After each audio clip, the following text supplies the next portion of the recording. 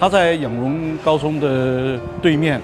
那总共新建这个社会住宅是110户，预计顺利的话，应该是在今年10月就会完工。希望能缩短大家等待的时间，提前前置作业来办理招租跟公告。那同时呢，也能够吸引大家尽早来入住到这个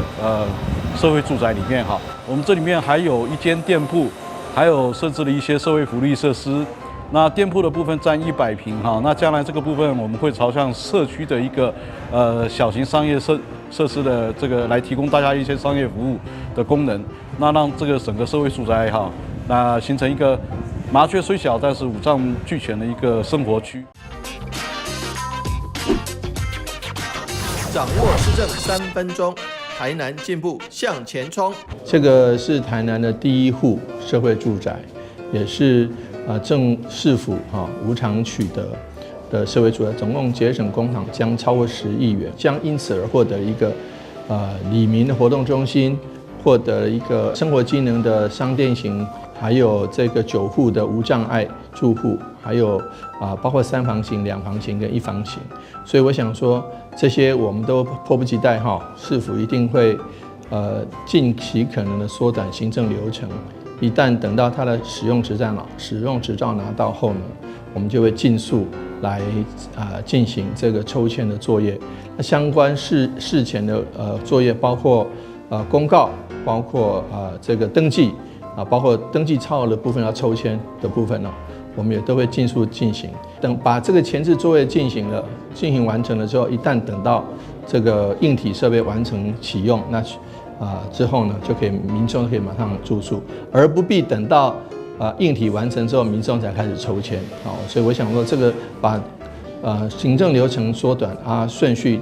调整一下，就可以让民众最晚在明年初，那最早搞不好在今年底，搞不好就可以入住社宅好过年。那希望民众期待，那市府会加强努力。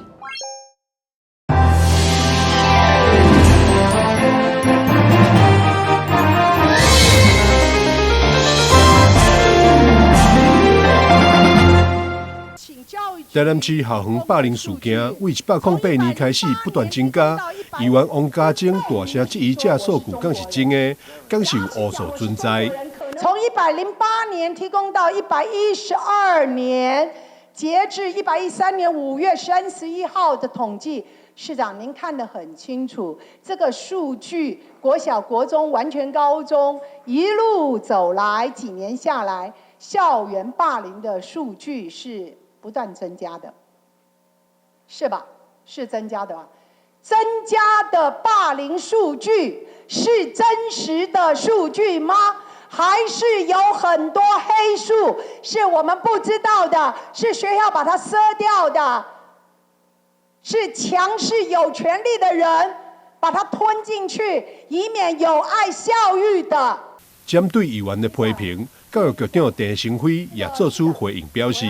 市府为108年建立3不1有政策，学校只要有霸凌事件发生，就会马上通报。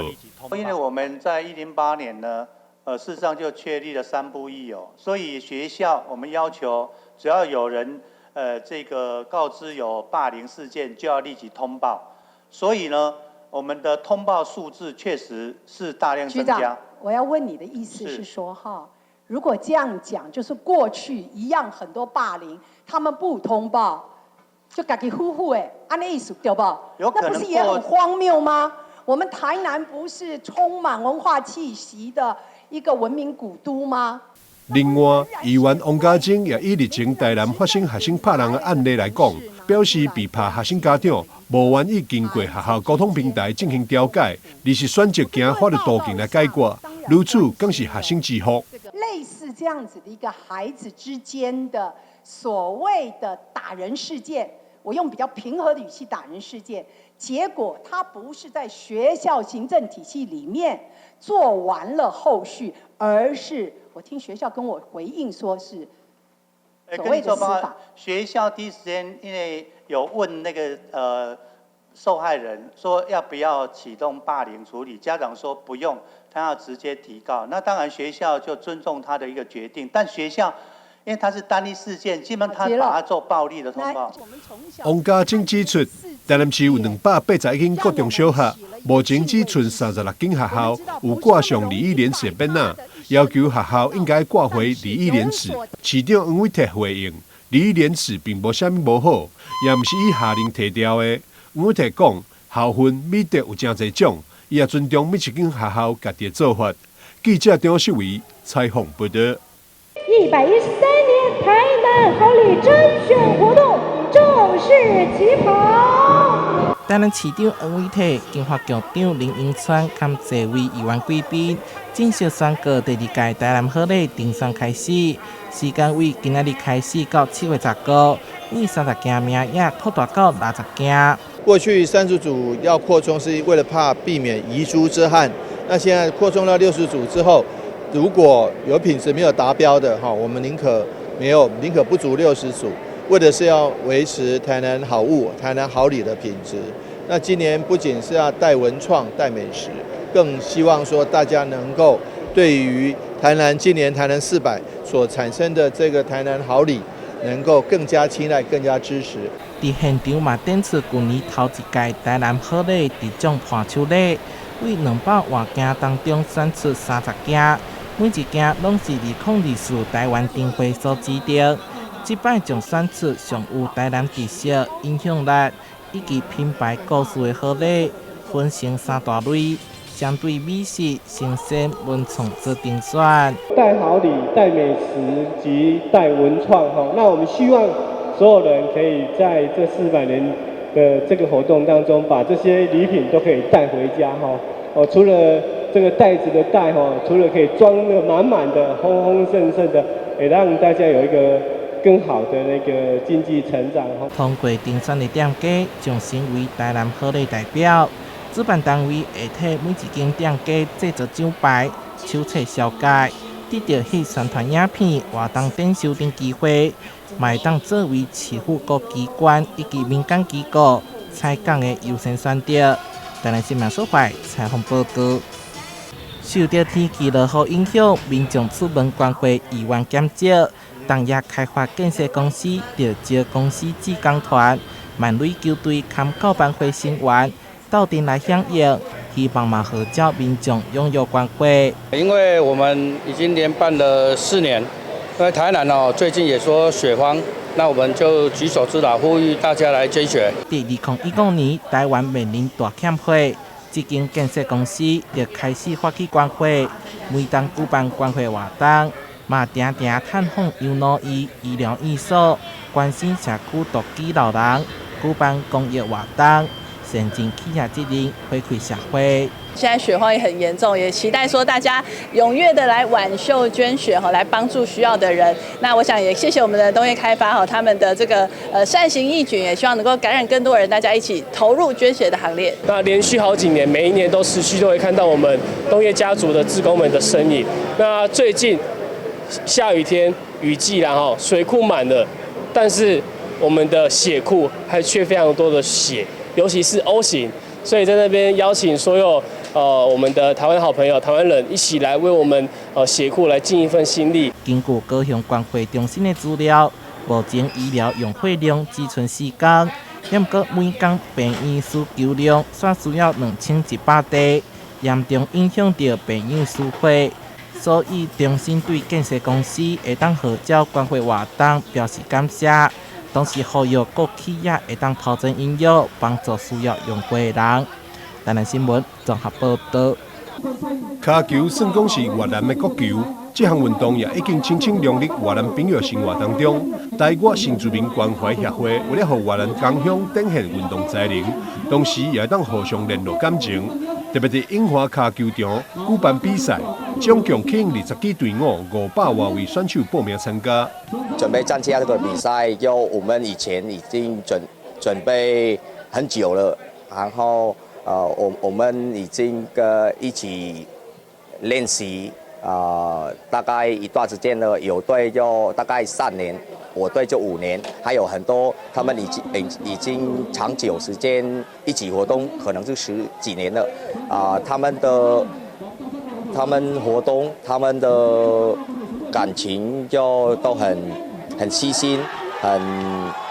很爱这种运动的比赛。主办单位希望透过举办赛事，促进港乡之间的交流甲友谊，也清清凝聚越南同胞伫台湾的团结力量。本次的活动得到了广泛的关注与支持。那经过这次的比赛，除了越南的风土人情和足球文化得到了充分的展示，那也让越籍的友人感到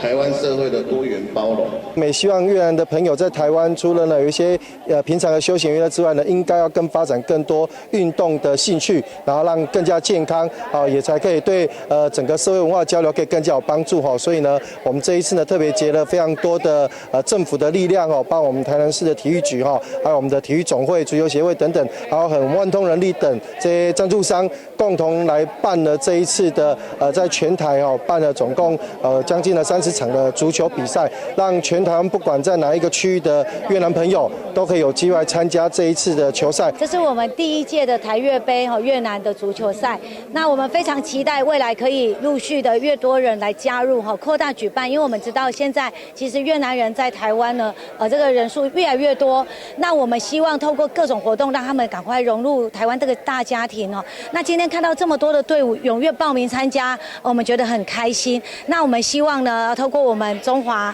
这个台越协会，透过我们体育会、足球协会，还有大家的合作，还有各个企业界大家这样支持，可以让台湾越南呢成为真正的一家人。这届比赛分别伫台南樱花卡球场、桃园的双连坡，甲台中的太湾球场举办开业赛。正届队伍8月11将会代表参加总决赛。记者张秀仪采访报道。一幅幅的画作呈现家庭生活、友人聚会、活动随拍、心路所见。企业家出身的林桂华将社交活动作为绘画的创作元素，画中人物无一例外沉浸于3C 产品的使用，就是来自林桂华对社会样态的关注。这个就是时代，有时候我们绘画会讲说，就为这个时代留一个记录。那这个现象其实是很少有的。以前你在捷运上，大家都看小书啊，任何地方要看报纸啊，现在都不是。林桂华曾任国中教师，赴美进修后从事进出口贸易，并创设台湾电子公司。由于一直怀抱绘画梦想，在工作之余也进修艺术。2007年返台专职绘画，悠游于艺海。林桂华老师他不是专业的这个艺术工作者出身，但是秉持着对于绘画的一个喜好，然后能够有这样子一个艺术成就，是让人非常惊艳的。台南市长黄伟哲专程前往欣赏画作，并大力称赞林桂华的作品有着细腻的笔触和创意的展现，同时既有的印象元素又充满写实风格的画作，也让参观民众留下深刻印象。记者台南综合报道。看见琳琅满目的器具，以为来到医院了吗？别担心，这里是让你耳朵放松的采耳馆。这些器具是用来协助客人采耳的专业仪器，每一项都有自己的独特功用。而究竟什么是采耳，跟自己挖耳朵有什么不一样呢？过去一般人对采耳来讲，不就挖耳朵，对不对？就是好像也没什么好体验的。可是真的来亲历这边过后，发现觉得，其实采耳跟传统过去的挖耳朵的那种既定印象真的不一样，特别的放松，就是现代人真的很需要身心灵的放松、释放的出口，这样就像你自己按摩，跟别人帮你按摩是不同层面的一个享受跟放松。对，那耳朵里面有很多的神经，特别是迷走神经这一块，你有没有发现有一些人掏耳朵在过程当中就很容易会睡着啊，或者是他会有很放松的感觉，会觉得怎么那么舒压？对，可是跟你自己挖是不一样的感觉。在正式进入采耳前，采耳师会协助客人一同透过内视镜确认耳道状态，再进入采耳的正式程序。采耳师也会使用各类专业仪器为客人细心的掏耳。其实我们现在很多的客人来那来之后，我们还会透过内视镜的检测，帮他找出来真正痒的原因跟不舒服的原因在哪里。这样。除此之外，采耳过程中的触碰都会让人产生颅腔内 ASMR 的酥麻感受，让整个采耳过程不仅耳垢能被清除，还能得到通体舒畅的愉悦。其实除了环境音之外，我们在操作采耳的过程当中有很多的手法，我们会透过12道的工具，然后进行里面的一个放松。你会有感觉，也会有听到。然后前面的话会有一些像孔雀羽毛啊，放松、舒压我们的三叉神经。对，那再来的话会有一个你刚刚提到颅内高潮，我们会有一个颅内按摩。这个颅内按摩啊，就是透过我们的音叉，然后还有银针耳瓦棒进去。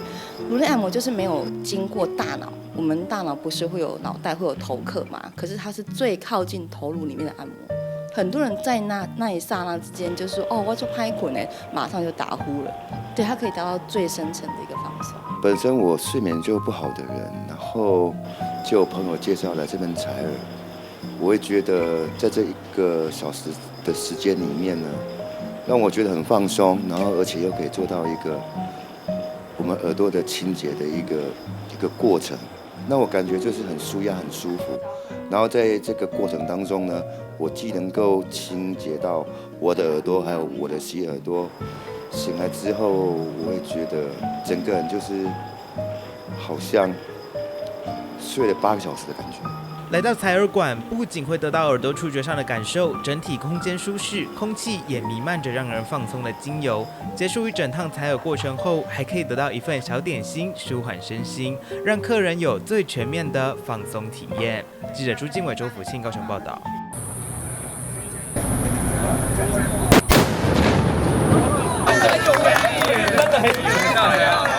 有100年传统的基隆科可港14里迎妈祖绕境，由地方耆老进行祝祷词，感谢市长谢国良到场，祝福世运昌隆、国泰民安。这个迎妈祖行程，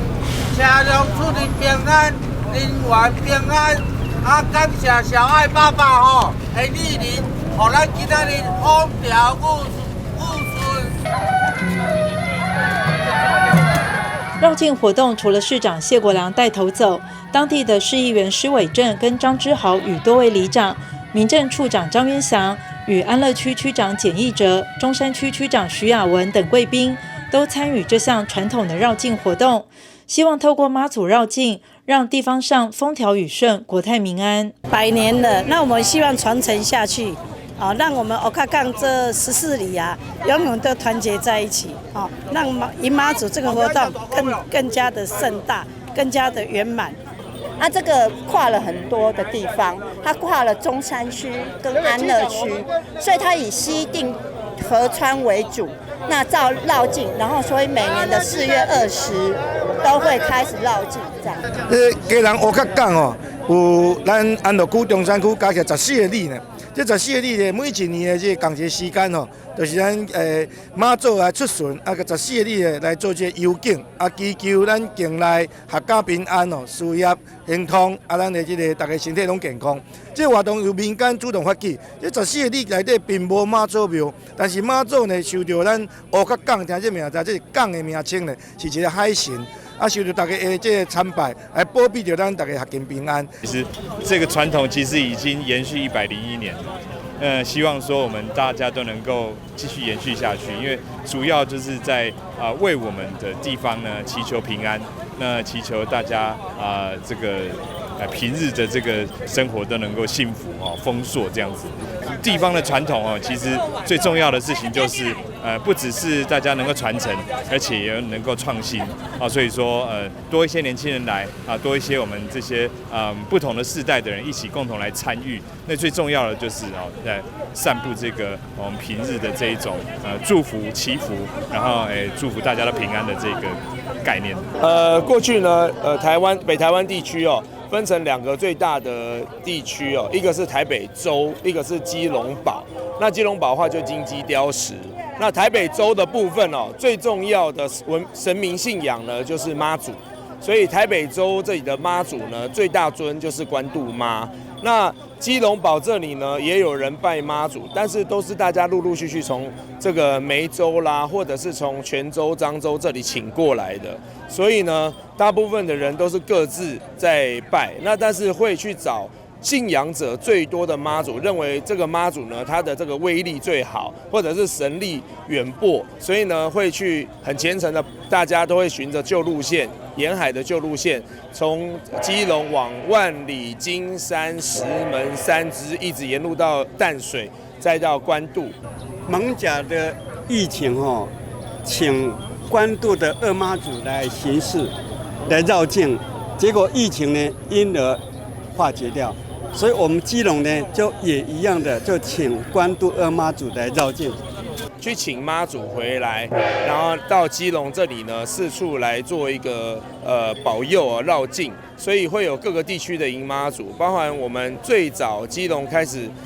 迎妈祖的地方就是会先从市区开始，然后再来一直沿路到各个基隆的其他的路线，都是旧地名，像我们会有外木山迎妈祖、内木山迎妈祖、社寮迎妈祖。还有我们现在的科克港迎妈祖，还有内寮迎妈祖，这都是过去在每个地方会轮一天的原因。那当然会有地区的更迭，包含人口的迁移，所以会把一些旧地名换成一些现在新的社区。基隆科克港14里迎妈祖绕境，在每年农历4月20号恭迎关渡二妈众神绕境，传承100年历史。地方上希望让更多的后代子孙了解到这块土地的故事，把优良的传统文化留下来，凝聚更多团结意识，让在地更加繁荣。记者黄日升、陈淑平基隆报道。倒数10秒。在副市长李四川、市议员秦慧珠、松山区区长郑朝元等多位贵宾倒数声中，水舞嘉年华新曲目在地文化正式展演，七彩灯光与光雕搭配华丽的水舞及轻快的音乐，让现场观众看得目不转睛，也成为2024溪口文化节活动的压轴亮点。副市长李四川表示，过去基隆河污水截流工程让河川变干净，才能举办清水活动。去年我回来台北市，当初在台北市待了25年，那头一次来拜会我们李祖明里长，他就告诉我说，你在新北碧潭有水舞，为什么在台北市我们不能有水舞？所以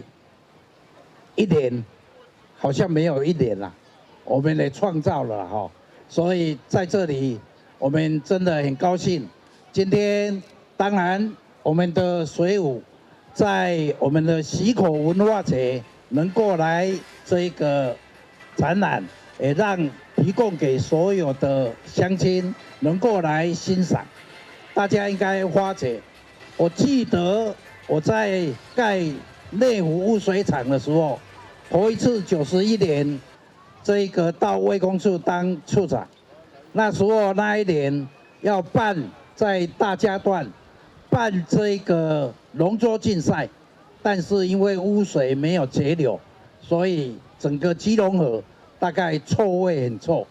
我就在92年把所有我们台北市所有污水，我也要跟各位乡亲报告。我们台北市的污水80%全部都是流到基隆河，20%流到淡水河。新北市80%流到这一个淡水河，20%流到基隆河。所以我们把基隆河截流起来以后，现在今年你看如此可以来这么多的鸟，就代表我们基隆河的水质已经变得相当的好。这个也是我们这几年的努力，我也要感谢，包括我们所有的局处的努力，也要谢谢议会给我们很多的支持。今天是我们溪口文化节开幕第17年来的这个溪口文化节呢，深受地方上大家的重视跟喜爱那今年呢，我们是用这个水舞来做表演，水舞的部分是我们观船局所主办的其实水利局也有参与，而且我那时候说实在话，我们在审预算的时候没有看到水舞这笔预算。所以我就很好奇，我就问这个观船局，我说你们今年预算多少钱？他说呢是用水利局的钱然后观船局办的这个开幕式，那今年